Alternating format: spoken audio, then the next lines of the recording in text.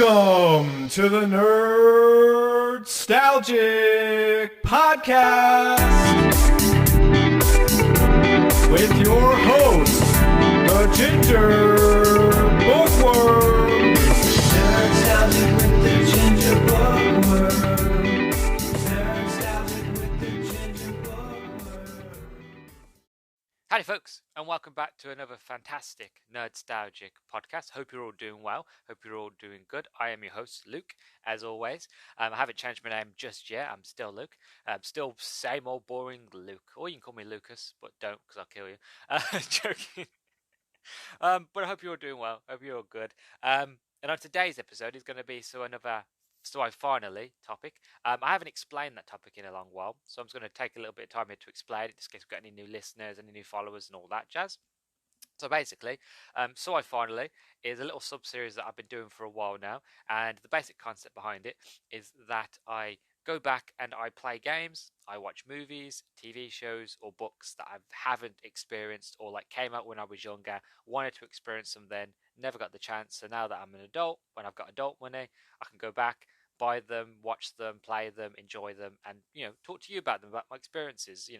Would I have enjoyed it when I was a kid? Do I enjoy it now as a 24-year-old man? You know what I mean? Like, that's the sort of thing that I do with that topic. So that's the explanation. So that's for anybody who doesn't know the series or is a new listener who's just jumping straight on because they're a fan of today's topic. That is basically what I do. Most recently, I did the prototype games for the Xbox 360, Prototype 1 and 2. That one I did, So I Finally on. So if you want to check it out and understand how it works, go back. That was only an episode ago from this one, so it's easy to find. It's right, it'll be right underneath this one. But today's topic that I'm going to talk about is Buffy the Vampire Slayer, the TV show, not the movie. I still haven't watched the movie yet, but after talking to the wonderful ladies at Doom Generation Pod, they've convinced me that I need to give it a go, and I will do soon. But first, before I get onto that, I want to say that I've enjoyed the TV show enough that I feel like, even though the movie's different, I don't know how I will feel. So I don't know. I'm putting the movie on the back burner, shall we say? Like, I will get to the movie eventually. Like, I'll get onto it later. But like Angel, the TV show Angel, a lot of people have been saying to me to watch that. Again, I will get onto that later on, which I'll go into more detail about those two now. But I finally got around to finishing Buffy completely yesterday, and it ended with tears of joy and sadness, and I really, really enjoyed it. What took me so long actually to get around to it was that, again, for anybody who's new, I was born in '98, so I'm a young bean. Like, I'm 24, but I'm still very, very young. And when I was born, Buffy, it was already out. And Buffy ended 2002, 2003. So I was in, I probably was like 4, 5. So I couldn't really, really properly enjoy it and experience it, because by the time that I was old enough to enjoy it, it was long gone. And it was always one of those shows that had reruns and looked amazing. It was always that and Charmed that you always saw constantly reruns on TV. But obviously, growing up, I only ever watched. My dad was a huge fan of Friends, so we only ever used to watch Friends. So I never got the chance to watch Buffy. And as I got older, more and more, I'm in love with Sarah Michelle Gellar. She's a fantastic actress. I'm a big fan of her husband as well, Freddie Prinze Jr. So I've wanted to experience Buffy for a very, very long time. So, segue far into the future to present day, and Disney Plus put every single episode, every season of Buffy on their platform. And I thought, you know what? I'm going to give it a go. Honestly, it was a flick of the coin, if I'm being completely honest with you. It's because there's a lot of shows that I want to watch. There's a lot more shows that I want to talk about. X-Files, The Walking Dead, Scrubs. Never watched Scrubs. I've seen episodes, but I've never actually properly seen Scrubs. And they're all on Netflix. I mean, not Netflix, all on Disney Plus. And I remember I couldn't decide, and I didn't do X-Files and I didn't do Walking Dead because they've got the same amount of episodes and same amount of, well, no, they've got the same amount of seasons. I don't know if they've got the same amount of episodes, but like each one was like an hour long each episode, and I figured like I can't do that many seasons. I think it was like 10 to 12, so I ended up putting it on the back burner. So it was between Scrubs and Buffy, and I ended up going with Buffy because I think Buffy has less seasons. There was a reason, I think so. There was a reason behind I chose Buffy in the end. So I started this year, and it's taken me till now, quite recently. Yesterday, so I forgot what date it is, the 4th of June to finish it. What took me so long was mainly because I kept taking breaks. I would finish the season because obviously each episode was like an hour long, so I would finish the season, then I would take a big break, and I would watch something else or watch a film or play on the Xbox, do something other else or read a book, and then I would, after I digested it, I would come back because you get a lot of people, my mother being one of them, who gets a TV show and she just digests it. For example, when Game of Thrones was really really big, she kept hearing about a little bit of a side quest, but she kept hearing about it at work, and I was a big fan of Game of Thrones. And she's like, "I want to get into Game of Thrones." I'm like, "Yeah, but like this is when like the second to last season was coming out," and I was like, "There's a lot of episodes." She's like, "Yeah, but I want to get into it," so I ended up having to get the box set out, and she sat down and watched it. And when I say this is what she does with every TV show that she needs to catch up on, she would just binge it. So I remember I went to college. I left her with like episode one. I went to college, came back, and she'd basically steamrolled her way through majority of season one. And this was like at the start of the week. And then by the end of the week, she was halfway through most of the seasons because she had just sat and she watched episode after episode after. I'm like, doesn't it get tiresome? Does it get boring? She's like, no, this is fantastic. I love it.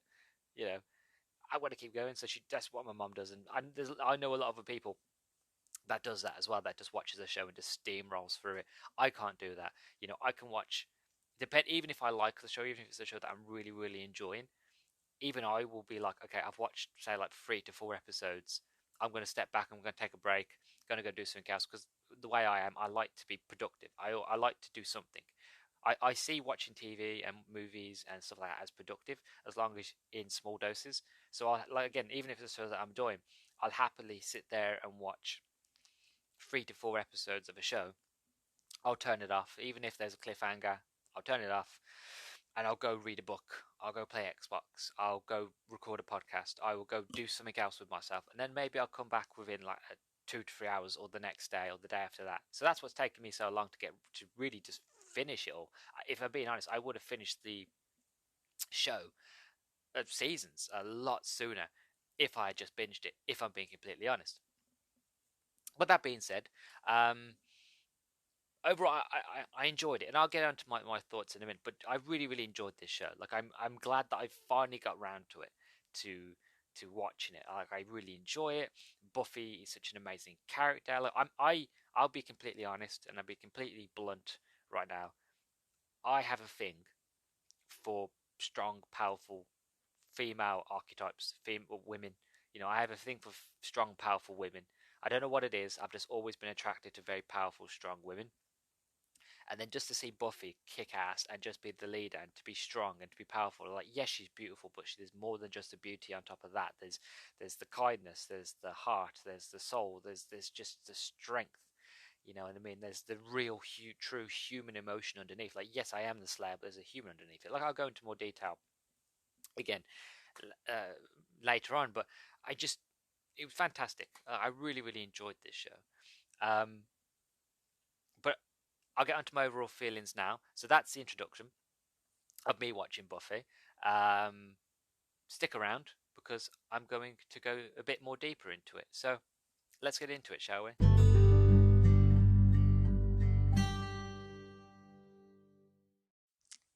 Now, the way I'm going to do this is, to be honest, I really should have explained this in the introduction, so it's bad on me for not explaining it. But the way I'm going to do this is I'm not going to talk about every single episode. I'm not going to talk about specific seasons or anything like that because it would take me forever. What I do now, like for anybody who's new to the show, whenever I watch a show now, I usually go episode by episode, or I'll do a season overview. Whereas when I started the watching Buffy, I hadn't started the podcast yet. So I didn't have the idea and the concept for doing episode by episode. If I had done, then I would have. So I'm just going to do an overview of the show as a whole. My overall thoughts and feelings, favorite characters, um, my favorite episode, final thoughts, and all that jazz. So that's basically how this is going to go from here on. So if I don't mention your favorite episode or anything like that, I do apologize. This is just an overview, my initial feelings of characters and story beats and stuff like that. So I hope that's okay for anybody listening. If it's not, then by all means you can leave. I won't be disheartened. I'm glad you stayed with the introduction. But that being said, to get into Buffy, so my overall thoughts and feelings is, as I mentioned at the end of the introduction, I enjoyed it. I really enjoyed this show. Like I am glad that I finally got around to it. There is more to it than I thought. Like I thought it was going to generally just be, one of them shows that's like The Flash from the CW.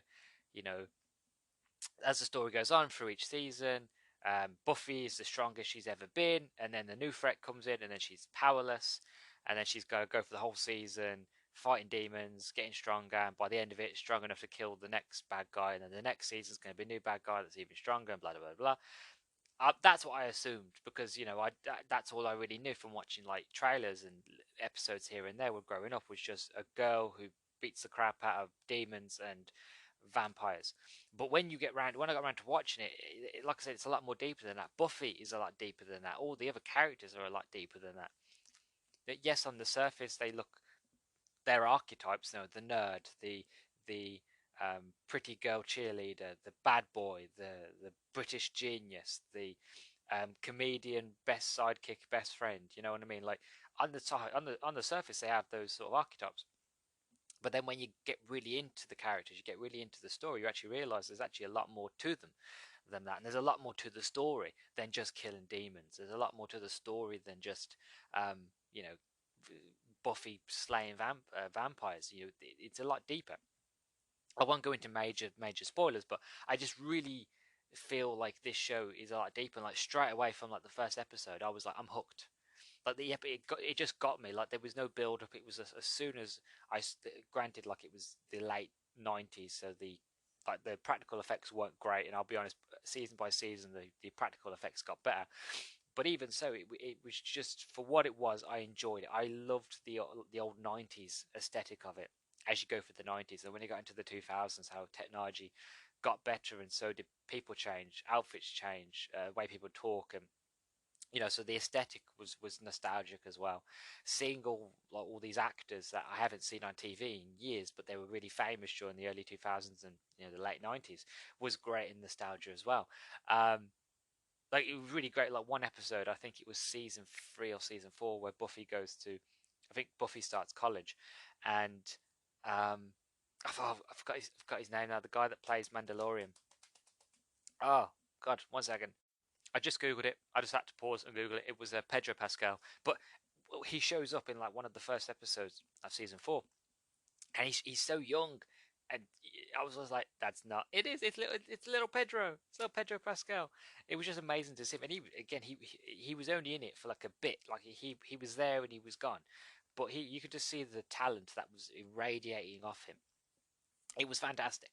I really, really like enjoyed those little cameos, and there's loads. There's loads of little cameos of like actors when they were young before they got really big, and they pop up. And you're like, oh look, it's so and so. Oh look, it's like Amy Adams, for example. Amy Adams from like Enchanted, the Disney film Enchanted and all that. She shows up in this. I'm like, wow, it's just incredible. So obviously when these episodes came out, they weren't big yet. These actors weren't big yet. They were still like low key small actors. But obviously in hindsight, seeing them now, it's like, okay, is this where they got their start? Was this is where they began? You know what I mean? Because I would have loved, if I was an actor at the time, I would have loved to get my break on Buffy. Um, but yeah, like overall, I love this show. I really do. I can understand now why it has such a huge following, why there's so many fans, why people just love it so much.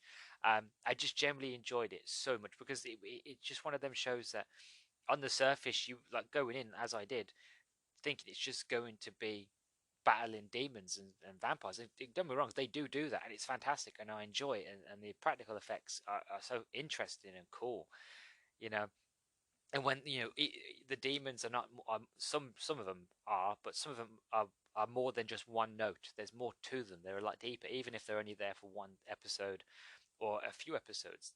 There's a lot more deeper story to them. The storytelling is fantastic. I think that's just down to Joss Whedon being even though all the bad things that have come out against him as a director and as a person, he's really good in terms of directing, in terms of storytelling, if in doing true human emotional characters, characters that feel real, events that, even though very mystical and very fanciful with Buffy and vampires, that it still feels real. That they still feel like your friends from school. They feel like kids. They feel like they're this is like they're drowned in a sea of demons, but they are somehow surviving and somehow staying afloat. It's very much of like they are so much weight, but it just they still punch through, and I just love that. And I think that's why, again, another side quest when Joss Whedon did the Avengers movie, why the Avengers movie was so good, because you got all the different characters from different movies and different types and different genres and put them all together in one big film. And that's again why the Avengers were successful, because you told a human emotional story first before you told the superhero story first. That's a bit of a side quest going off on the side there. But yeah, overall, I enjoy this show. Like I said, I can understand why it's got such a huge following. I'm such a huge fan now. I'm a big fan of James Masters, who plays Spike. I love Spike. I love Angel. I love Buffy. Um, I love them all, And if I ever went to a Comic Con and I got to meet Spike, I just would be over the moon. That would just be a treat for me. I know I've said in previous episodes I would never pay to see a celebrity, and I wouldn't. It depends on who celebrity is. Like Tom Baker from Doctor Who, by all means, I'll happily pay to see him. Um, but again, it would.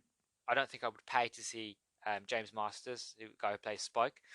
But just to be able to see him, just be like, oh my god, look, there's Spike, from a distance. That'd be nice as well. But yeah, like overall, I loved it. So what I'm going to do now is my favorite characters. I'm going to talk about my favorite characters. I've done a list, and I'm just going to quick fire around, go through them, some of my favorite things, and maybe go into detail a bit more for a few of them. So, firstly, obviously, my favorite character being Buffy. There's no way you can be a Buffy fan and Buffy not be one of your favorite characters. As I said, she's strong, she's powerful. She's the chosen one. But like I said, one thing I will say this about every single one of these characters is they're more than one note. As I said in the introduction, when you watch the show again, they have the archetypes. You've got Willow, who is the nerd. You've got Xander, who is also the nerd, but he's the funny psychic friend. The guy that always cracking jokes. The guy that really, in any other sort of situation or scenario, would be the first or second person to die. If he was in a horror movie, he would be the first to second person to die. He's the guy that just makes the jokes, doesn't take anything seriously, walks into the trap, gets his head cut off, that sort of thing. Um, that's the kind of character IP has. But again, he survives, he flourishes, and he evolves, and his character just gets better as you go on. But Buffy, again, on the surface, is just a cheerleader. But when you get into it, she's heartfelt. Especially when you get to the later seasons, and the danger and the threat gets a lot stronger. She just comes out of her shell, and she's just like, I didn't ask for this. I didn't want to be the Slayer, but I have to be the Slayer because I am the chosen one. I have all this power. I need to use it. It's like I come back to Spider-Man. With great power comes great responsibility. It's the fact of I don't want to be the Slayer, but I have to be the Slayer, because if I'm not the Slayer, everybody will die. Everybody I know and love will die. And they actually do an episode of that where they go into and explain the fact of if Buffy wasn't there, if Buffy died, how would the how to explain it? How would the town look? How would it feel? And then you actually find out that a lot of the characters are either dead, or they've been transformed into not zombies, transformed into vampires. And it's a very fascinating concept. And again, that kind of brings more depth into the Buffy's character. She shows that she is important. It proves to her that she is important. Like, even though she gives up, and at times it feels like it's too hard and I can't do it, it's still that fact of like, I need to push on, because if I don't push on, everybody's going to die. So I really, really enjoyed that, especially on like the final, like the season finale of the overall show. She just came out so much of a shell, and she was like a complete. At the end of it, she didn't feel like Buffy anymore. She just felt like somebody else, like she had ascended. You know what I mean? Like a god. She just like gained her wings. She ascended. It was fantastic.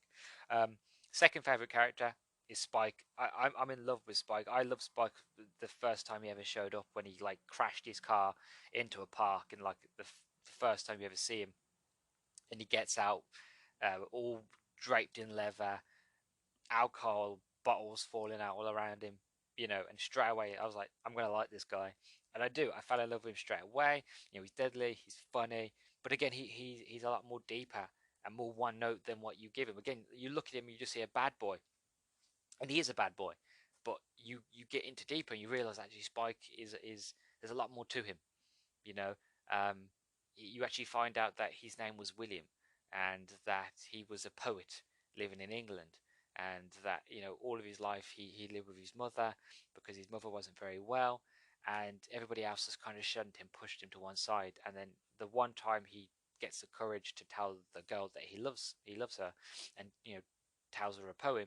She basically tells him that he is beneath her, that he is nothing but shit. Basically, she doesn't say that, but basically it's like you're not worth my time at all, and she basically pushes him away, and he goes off, and he finds new purpose.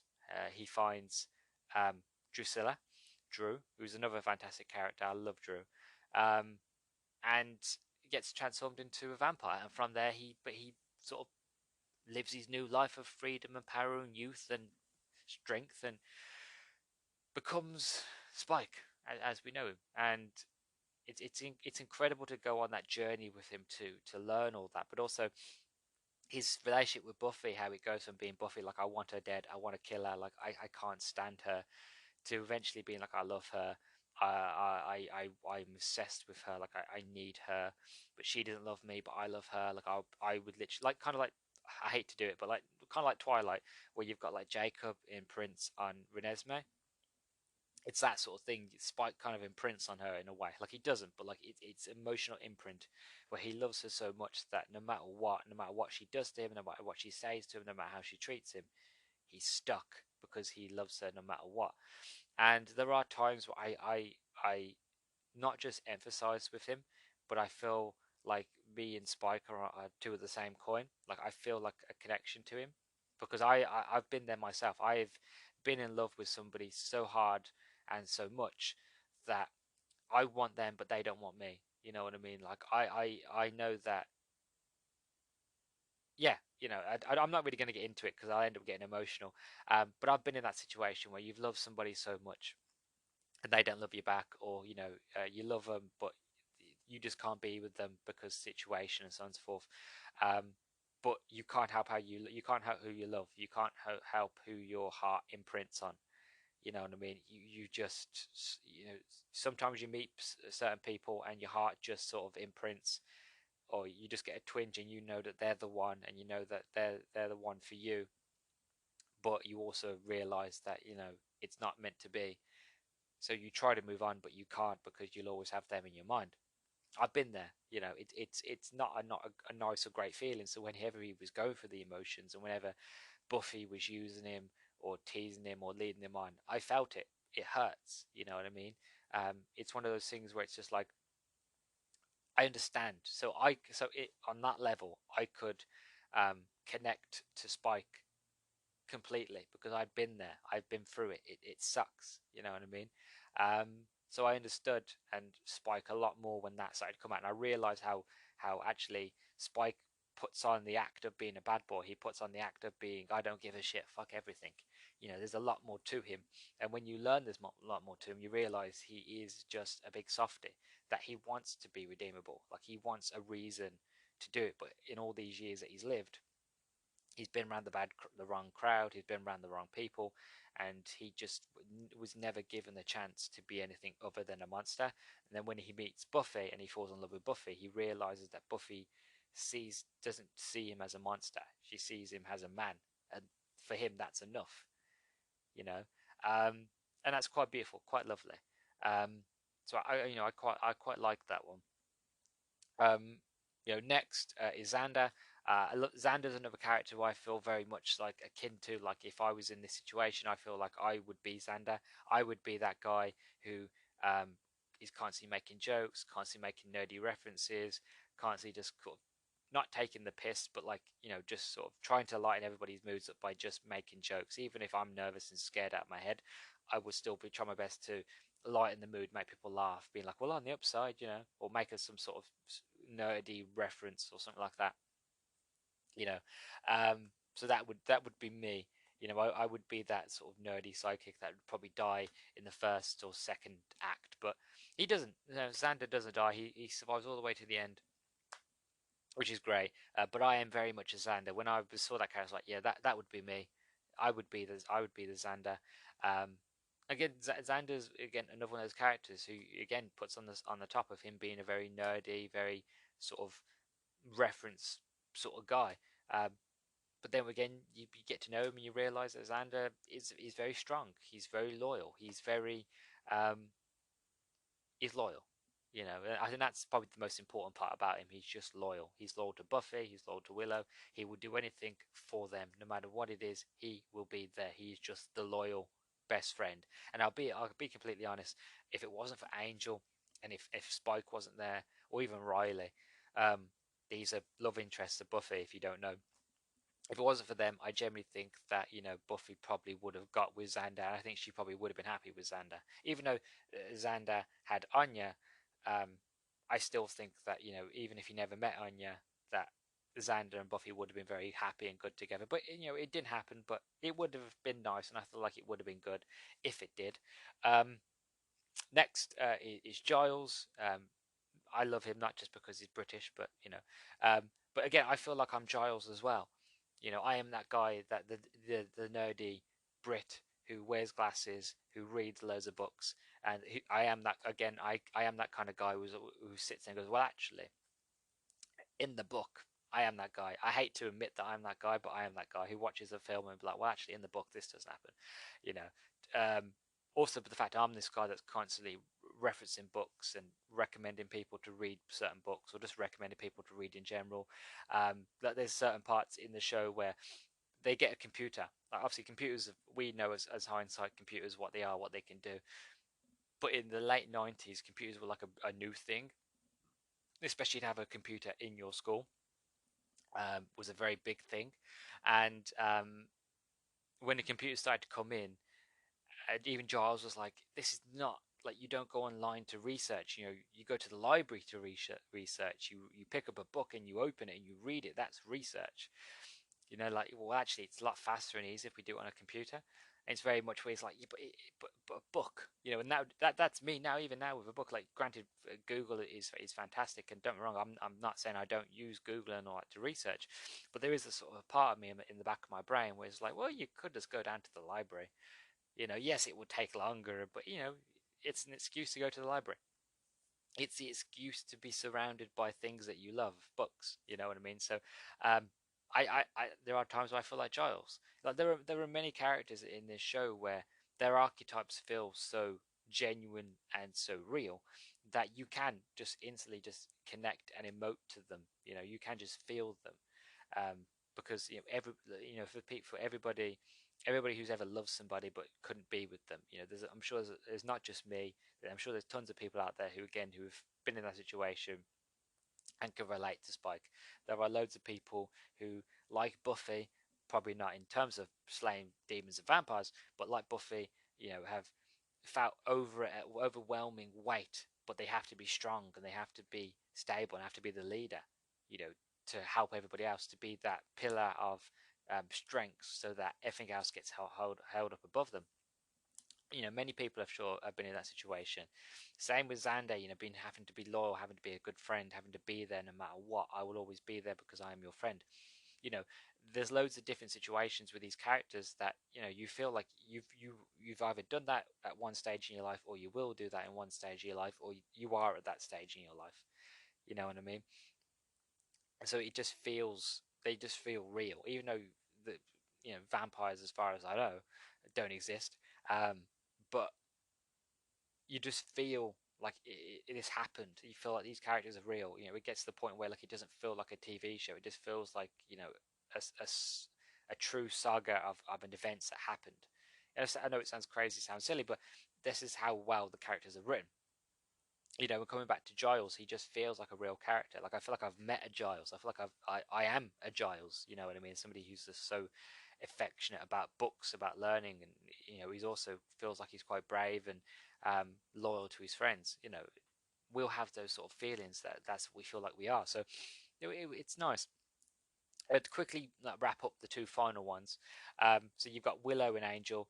Willow, powerful, scary when she's angry. Like Willow, again, she's very quiet, very timid. But when she gets powerful, when she becomes a witch, all hands by, she gets so amazing. And actually, what I liked about Willow was the fact of they with Willow's character, they were never scared to push the boundaries of Willow. You know, there were moments where like you get to see Willow as a vampire, you get to see Willow as a strong, you know, like witchy, like god, like the Omen. You know what I mean? She was just strong and powerful, and it was just incredible. Like you never expected it from somebody so quiet. But I've always said, and I've said this since school, and I've said this through college, and I've said it now, the most interesting and fun people are the quiet ones. If you ever went to school and you ever saw anybody that was quiet, if you never spoke to them, you missed your opportunity to have some of the best conversation you probably have in your life. Um, I loved the quiet people in school, the quiet, timid people who didn't like talking, because you'll find that they're actually very interesting and very fascinating and quite smart and quite clever. Um, they're just, you know, shy. So some of the best people I've ever met in my life are the quiet ones, are the weird ones, are the ones that like nobody else wants to talk to. I love talking to those kind of people. I surround myself with those kind of people because that's the kind of people and person I am. But when you see Willow again, you just see that you see the nerdy, geeky girl, quiet, timid, and then again underneath it, you know, you peel it back like an onion. You peel it back, you realize there's a lot more to her. She's strong, she's powerful, she's sexy, she's incredible. You know, um, it was amazing. And then Terra comes into it, and then Willow, um, Willow and Terra get together, and they have a fantastic relationship. And then that arc from there. Not again, no spoilers, but the whole arc of Terra and Willow is heartbreaking, but also it's very loving at times. Um, it's just again, she's another fantastic character that you feel like is one note, but like you just get into it. Like that's the thing about the show. When you first start the first season, you just see a lot of these character archetypes, and you just feel like they're all one note. But when you get into it, there's a lot more to them. And I love the show for that. I really do. And finally, last one, is Angel. Um, Angel's not in it for very long. Like I assume that Angel was in it from the beginning to end, because that's what I'd seen and all, everybody talk about it and all the trailers for the show throughout the years. It's always you always just see Angel, um, but he's only in it for like 3 seasons. But he makes an appearance, a cameo every now and then. That's mainly because like Angel went off and did his own thing, and that became an Angel TV show. Um, but I love Angel. You know, I think he's fantastic. Like there are moments where I feel like he kind of was a bit annoying at first, if I'm being honest. Like, but like as you get in, because I'm not really big on the whole romance. You know, not just romances, but in romance in general. Like, I don't really like seeing it. Like, it's all right, but like, it's when it gets very much of just like it's the reason why I don't like Riley. Riley's a character who shows up in season 4, um, who is absolute nightmare. The guy's annoying as hell. Um, but he's a guy that Buffy dates, and I just can't stand him. Um, but that sort of relationship that they had was annoying, you know. Whereas Buffy and Angel, it started off as annoying, but then it kind of grew to a lot more, you know. And I thought that was really nice. Um, I haven't started the Angel series yet, but I would go on to that um, a bit later on. But yeah, I really enjoy Angel. I do. And whenever he makes a guest appearance or when he sort of shows up, it always brings a smile to my face. But whenever he shows up, I always feel sorry for Spike. Um, just because Spike's feelings and towards Buffy, I always feel like, oh god, that's it. Spike's gonna be pushed out again. And 9 times out of 10, I'd be right. But yeah, I do. I like Angel. He's cool. He's really cool. You know, Spike is my favorite, but Angel's cool. That's why I left Spike till last. There's many characters in this show. Like I said, Anya's fantastic, Terra's fantastic.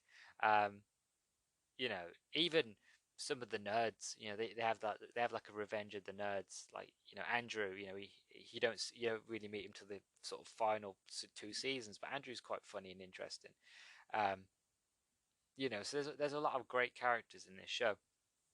I just sort of noted down my favorites, but as you go through the episodes and you seasons, you meet a lot of one-note characters. You meet a lot of characters that are only show up for a few episodes, but each one of them have their own sort of deeper arc, and each one of them's very interesting, very fascinating. And this is what I said. Joss Whedon does a great job of just making real characters, characters that feel real, characters that behave realistically, talk realistically, and that's what you want. That's what you want from your story. If you're going to do a story, you want characters that are emotive, that feel real, that feel realistic.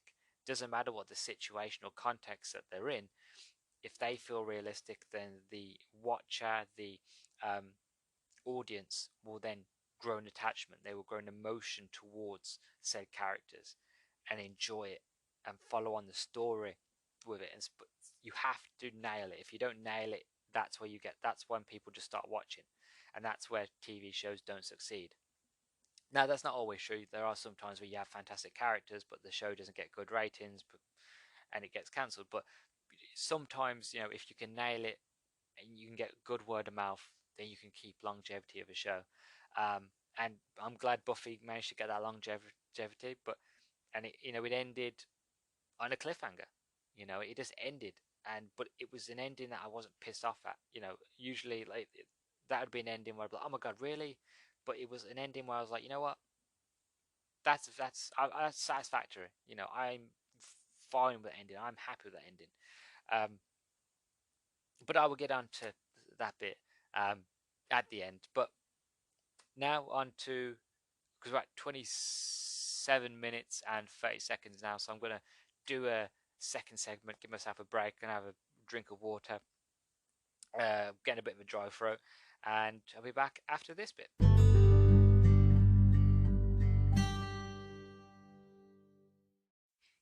That break was good. I'm all rested, had a nice big drink of water. Hope you're all rested too. Had a bit of relax, took a pause, stretched about, walked about. So you're not sitting around listening to me all the time. Unless you're driving. Please don't stand up and try. Well, please don't try to stand up while you're driving, because accidents, and I don't want to be the cause of someone's death while they're driving. But yeah, so on to the next part. So I figured for this part that I wanted to talk about my favorite episode. I have a few favorite episodes. I have a few episodes I really enjoyed. One of my other favorites, not including the one I'm going to talk about in a minute, was I think it was episode season 2. I'm not one of these people that like know every episode off by heart. Like, oh, in episode 23 of like season 24, so and so said. I'm not like that. But I think it was like season 1, season 2. There was an episode. It was during Halloween, and somebody, can't remember who, does a spell where whoever you're dressed. Oh no, it wasn't. It wasn't a spell. It was one of Giles's old friends, sort of slash rivals, and he had like these mystical costumes that he'd set up in this sort of costume shop. And the idea was that you go in and say, for example, you buy like a military outfit, like Xander does. Xander buys a military outfit, and then at a certain time at night, whoever you're dressed as, you become. So Xander went from being Xander to Rambo, and he just, which was one of my favorite, really funny. He designed Rambo, and like it's ongoing joke. All the things that happen to Xander as the seasons go on and as the episodes go on. It's like, oh, back in my military days, I knew all these certain things about survival, about making traps and stuff like that. Or the other things that happened to me. It's like, oh, I know what this is like because I experienced it. And then you're like, oh, I remember the episode, yeah. So that happens a lot. But Buffy is wearing like a Victorian outfit, so she goes into a very Victorian Old English maiden, and she gets scared, but all these vampires around her. Um, I can't remember. Willow, she was wearing a sheet to pretend to be a ghost, so she becomes a ghost. Um, and a few other characters dressed up as things. It's a very fun and silly sort of episode. It's one of the things that I enjoy, especially how for Xander, how it's like an ongoing joke. How it's like, oh yeah, from my military days. And you're like, oh, I remember that episode. It was only one episode, but it was just funny.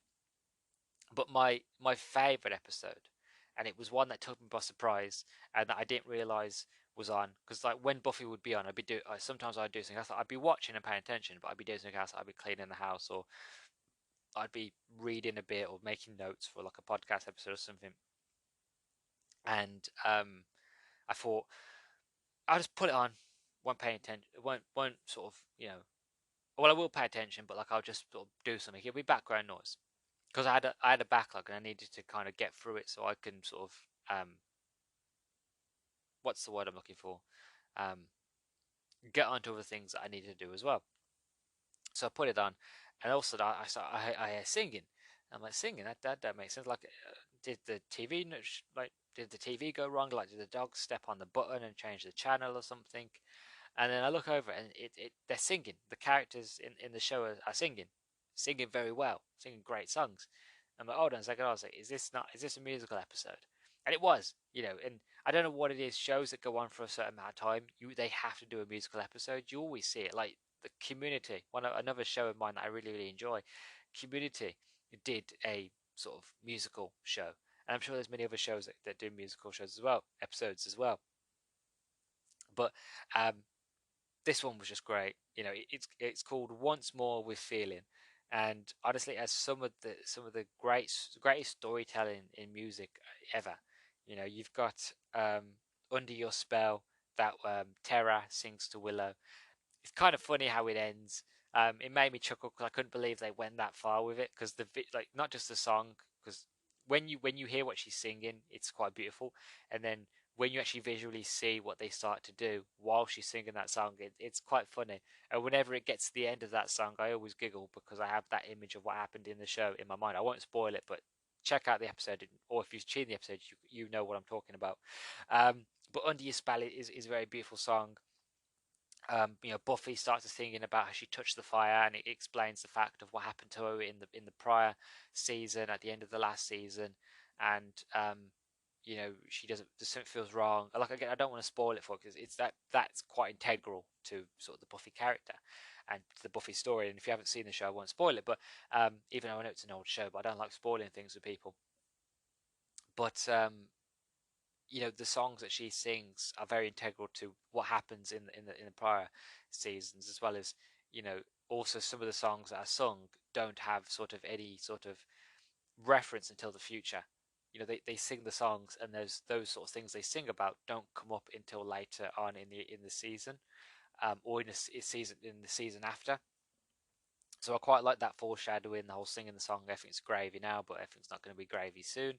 So I really like that. One of my favourites was "Rest in Peace," that James Masters sings. Spike sings to Buffy, and trying to remember where it goes. It goes, I died so many years ago. You can't tell the ones you love, 'cause you know it isn't so. But I can't remember the words now. Trying to remember the words. I always remember that one part, but I can't remember any of the rest. Um, and it goes like, let me rest in peace, let me rest in peace, let me get some sleep. Let me take our love and bury it in a hole 6 foot deep. So again, I'm not sorry about the singing. I'm not very good, but it's that sort of thing where it goes on where it explains the whole idea of like Spike loves her so much, but she uses him and she sort of leads him on, and he doesn't know where he stands with her. So like he loves her, but he wants to be left alone at the same time. You know what I mean? It's like, let me rest in peace. Like, stop coming around because you're killing me. Like, I haven't got a heart, but like I can feel it and it hurts. You know. But the same stage is like, I don't want you to go, but I can't stand when you're around because it hurts so much. So it comes that idea of rest in peace. You and Buffy is like, I touch the fire and it pleases me. Um, they have a really really nice one where Buffy and Spike come together and they put both of their songs together and they sing together. It's great. Again, same happens with Giles and Terra. They start singing, like Giles starts singing a song, and then Terra will come in and she'll start singing Under Your Spell, but it's changed because the situation in the story changes when she realizes the truth behind a certain thing. And um, very beautiful, very done. I'm a stickler, I'm a sucker for um, anything that's musical based. I love musicals. Some of my favorite films are musicals. Sweeney Todd, Les Mis, I love them, especially Sweeney Todd. I could sing you verse for verse on Sweeney Todd, um, but I won't, even though it's quite tempting at the moment. Um, no, I ain't gonna do it. I really want to, but I'm not gonna do it. Maybe when I do a Sweeney Todd episode. Um, but I really love a musical episode. So when it happened, it was just great, and it was one of those episodes that I like. I after I watched it, I stopped watching, and I went on to actually, um, what's the word I'm looking for? Um, I went on to finding the soundtrack online, and I ended up sitting around just listening to, Under Your Spell, Rest in Peace, Standing, I Have a Theory, I Have a Theory. Drop. See, I have the words in my head, and then I go to sing them, and I don't know if it's because I know I'm being recorded or what, but my brain's just like, no, you just get in the beginning, and I'm cutting you off now. But it's really, really funny moment where I have a theory, and it cuts out, and you have Anya, and she's like, it could be bunnies, bunnies, it could be bunnies. Like, she really hates bunnies. I don't know why. I don't think it's ever really explained why she hates bunnies. She just has a thing against bunnies. Um, but it's just a fantastic episode, and it's so well done. It's one of my favorites, not just because it's a musical, but just because the storytelling. Like, it's not a musical for musical's sake. Like, it's a musical for story's sake. You know what I mean? There's a meaning behind every song. There's a meaning behind every interaction. And then when you find out the reason why they're all singing, it's not just because they decided to do a musical episode. It was because there was a spell. A spell was put under them, under everybody in the town, to sing out their feelings, and it becomes like a joke where as they'll be walking through town, just talking normally, and you see people in the background dancing and singing and having their own little, like, it made the world feel real, because it wasn't it was no longer just them being affected by the spell. It was everybody being affected by the spell, so it made the whole world and the whole sort of town feel a lot more alive. Again, I could go into it and dig deeper, um, which I won't, because if I dig deeper, then I'll have to go into spoilers. But um, it's a fantastic episode. Again, it's one of my favorites for a reason. But there's a lot of great episodes in this show. There's a lot of fantastic episodes, a lot of deep episodes, a lot of funny episodes, a lot of heartfelt episodes. There was sometimes some of these episodes made me cry. Some of these episodes made me laugh. Um, some of these episodes generally sort of just made me sit there and go, "What? How?" Just being pure shock. You know what I mean? So it's a fantastic and much loved series for a reason. Um, but my final thoughts, and um, my final overall thoughts for the show is that it's fantastic. Honestly, it's up there with one of the best sort of series I've watched, especially just for the fact of, you get a lot of shows nowadays that just lose steam as they go on by season, as the seasons go on. You can tell that the writers have kind of lost the judge, have kind of lost the essence of what they started off with. So you get the first maybe season or two is very strong. Then you start getting onto the third and fourth season, it starts to lose its way, and the creative juices start flowing. It didn't happen here. The creative juices just kept going. The show kept reinventing itself. New dangers, new characters kept coming in, new situations. As Buffy, because again, Buffy was a teenager when it started, and you go through the fact of Buffy being a teenager to her being going from being a teenager to a young adult, from a young adult to being an adult, from being an adult to being a parental archetype, to being a leader, to being very strong. And you can follow each character the same. You can follow like Xander and Willow, how they go from being very timid, normal sort of teenagers to having their world changed, to Xander being somebody who feels like he can't do anything with his life. He's just a screw up, a fuck up, and then it turns out that he becomes very, very successful. in his normal life, when he's not killing vampires or demons, he becomes very successful and becomes quite wealthy and has a fantastic job and meets a fantastic girl and has a fantastic life with her. Same with Willow. Willow, sort of her arc changes, and I could go back into each character and explain how they evolve and change. Um, and this show just never got stale. There was never a moment where I thought, okay, it's dragging on now.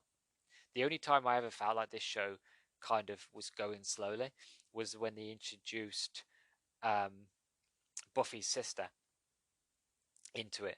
Um, I can't.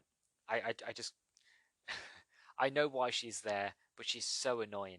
And I don't feel like I'm alone in that. Like she's just so like Dawn. Like her name's Dawn. Um, and I just can't stand her. She's so annoying. She's up there with Riley. I've just been an annoying character. Like I understand why she's annoying because she's the younger sister, but at the same stage is like the story behind Dawn is fantastic, and I really like that story. But I just felt like it dragged on for too long. Like it just felt like they were sort of dragging the story out. Like I wanted them to end it a lot quicker because the character was annoying. Um, but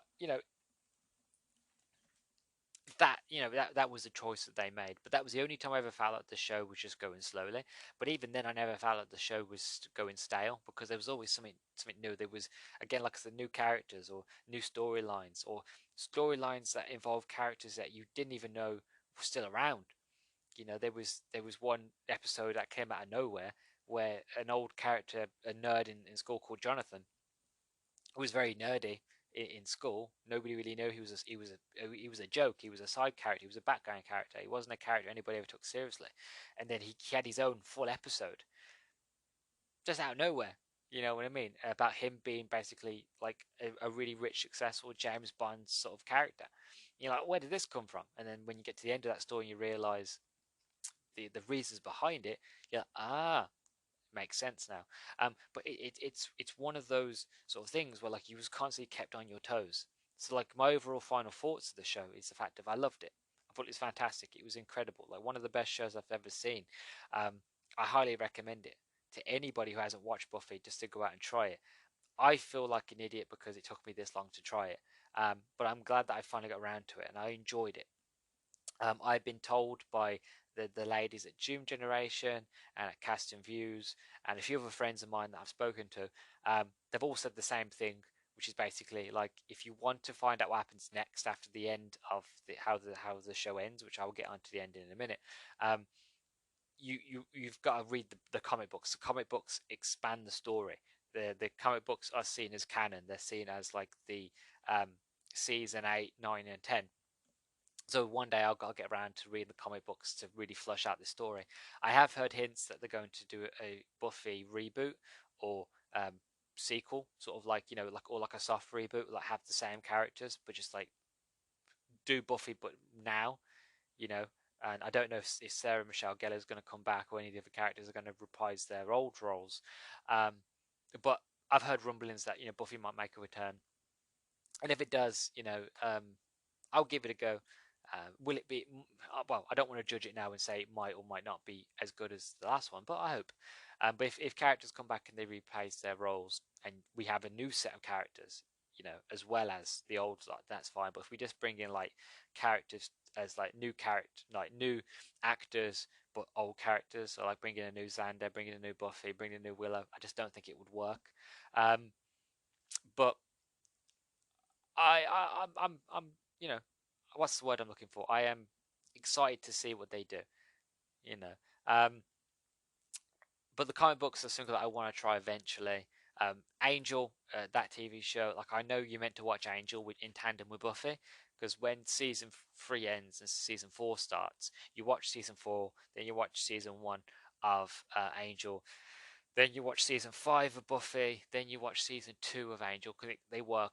Because I'm guessing how it worked at one stage is they both came out around about the same time.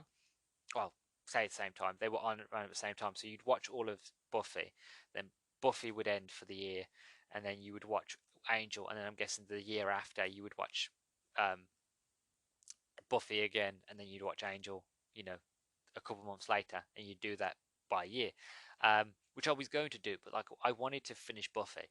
You know, I had so many other shows, which I do. I have so many other shows that I want to watch and get through, that I wanted to finish Buffy first.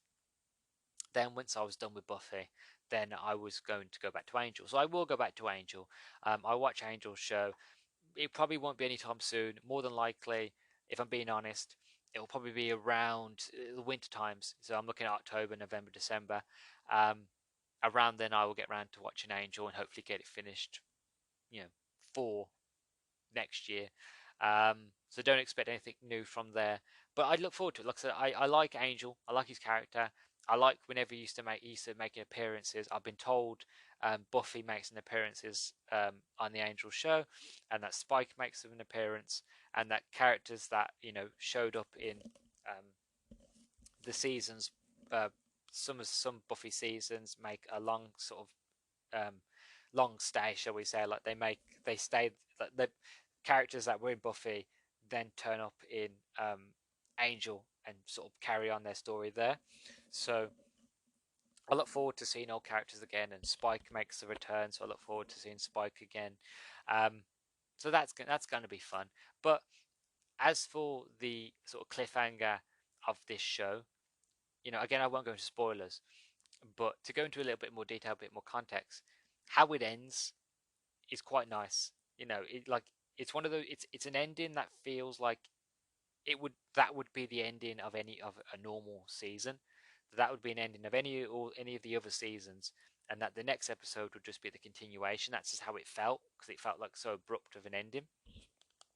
But as I mentioned prior, like, the story does such a great job of just building up characters, of building up story through the seasons, building up storylines and ending storylines fantastically, ending characters fantastically, ending stories so fantastically, that when you finally get to the end and you see the final lot of people that are still alive, that are still around, and after the events, what happens at the very end, at the finale, it's one of those moments of just like, I would like to see more, but at the same stage, I'm happy for it to end at this point. I'm happy for it to kind of end on the note of just like, and Buffy went on to do X, Y, and Z. You don't know what Buffy did next. Well, if you read the comic books, you do. But the way it ends is the fact of, you don't know what happens next. But it leaves it on the idea of, like, for example, in my mind, it leaves in the fact of Buffy could then go off and become a Watcher.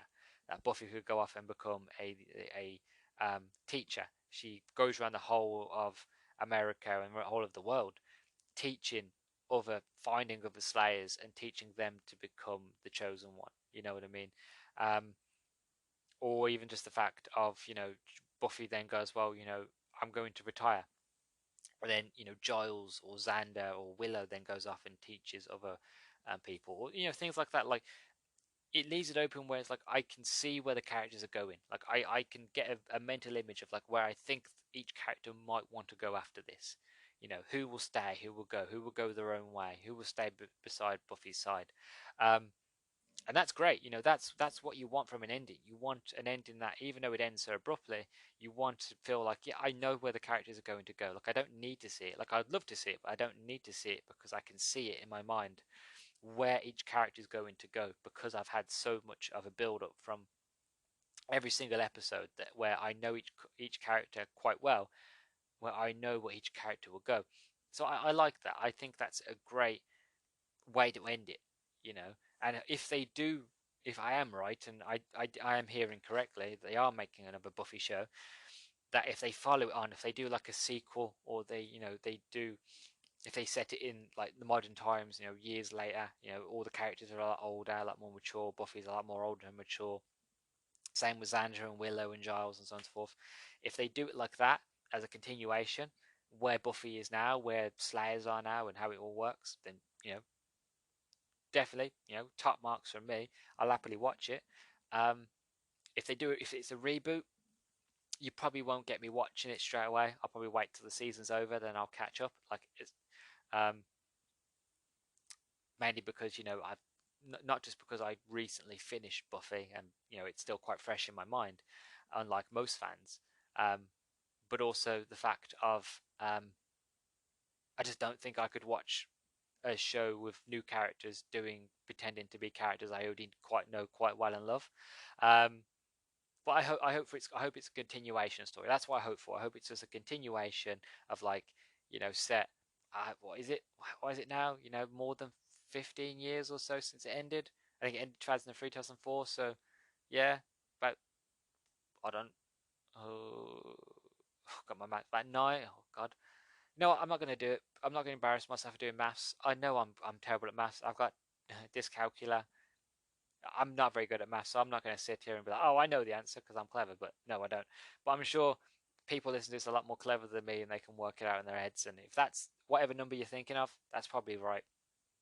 Um, but it's been a long time, so I'd like to see a modern version of Buffy. I'd like to see where the characters are now.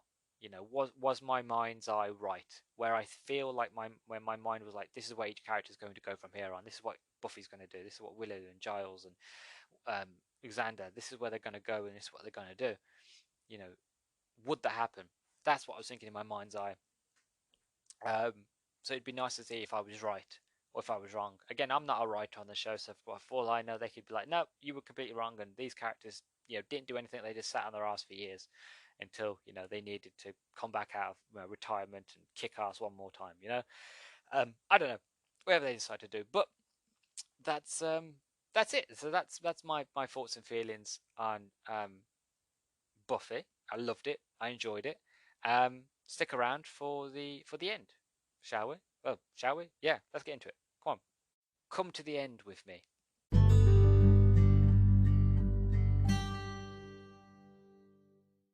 So that's it, folks. That's all she wrote. Like I said, I love the show. I thought it was fantastic. But not what I think. What do you think? You know what I mean? Like, let me know what you think. If you're a fan of Buffy, if you thought that my thoughts and feelings were correct, or you're listening but you really hated the show and you thought, you know what, this show was meh, hated it, crap. I don't agree with you whatsoever. Then by all means, let me know. But no matter what you feel, no matter how if you agree or disagree, if you want to get in touch with me, follow me or check me out on Twitter at nerdstalgic_pod. You can also find this episode or any other episode that I've done on Spotify, Anchor, Google Podcasts, Amazon Music Podcasts. And if you're listening on Spotify, this bit's really, really important, so I need you to listen carefully. If you're listening on Spotify, don't forget to rate. You can rate from 1 to 5. It's right underneath my name. It's a little star rating. You give me a 1 star, 2 star, 3 star, 4 star, 5 star, whatever you feel like is fair. 5 being the best you've ever seen in your life or heard in your life. 1 being the most piece of crap thing you've ever heard in your life. Whatever you feel like is fair, by all means, give me a rating and sort of let me know. And yeah, so that's about it. So yeah, let me know your thoughts and feelings on Twitter, and I'll catch you in the next one. So thank you for listening to another Nerdstalgic episode with me, Luke, and it's been fantastic. So I'll see you on the next one. All right, guys. Bye bye.